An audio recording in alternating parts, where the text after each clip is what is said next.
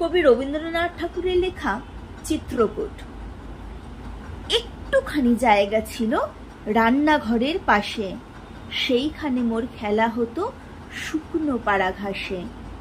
একটা ছিল ছাইয়ের গাদা, মস্ত ঢিপির মতো, পোড়া কয়লা দিয়ে দিয়ে সাজিয়েছিলেন কত। কেউ জানে না সেইটে আমার পাহাড় মিছিমিছি, তারই তলায় পুঁতেছিলাম একটি তেঁতুল বেচে। জন্মদিনের ঘটা ছিল 6 বছরের ছেলে, সেদিন দিল আমার গাছে প্রথম পাতা মেলে। চারিদিকে তার পাঁচিলে দিলেন কেরোসিনের টিনে, সকাল বিকাল জল দিয়েছি দিনের পরে দিনে।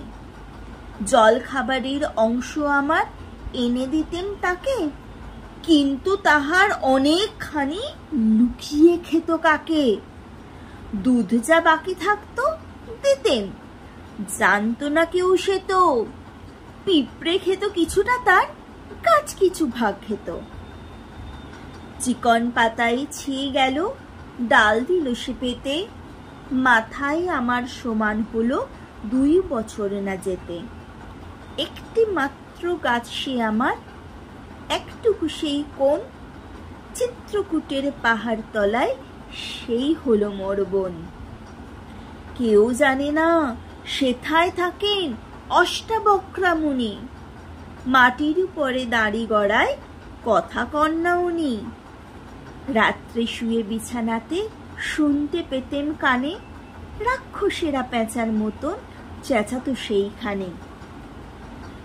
9 বছরের জন্মদিনে তার তলে শেষ খেলা, ডালে দিলুম ফুলের মালা সেদিন সকাল বেলা। বাবা গেলেন মুন্সিগঞ্জে রানাঘাটের থেকে, কলকাতাতে আমায় দিলেন পিসির কাছে রেখে। রাত্রে যখন শুই বিছানায় পড়ে আমার মনে, সেই তেঁতুলের গাছটি আমার আস্তাপুরের কোণে। আর সেখানে নেই তপবন, বয়না সুরধুনি, অনেক দূরে চলে গেছেন অষ্টাবক্রা মুনি। নমস্কার।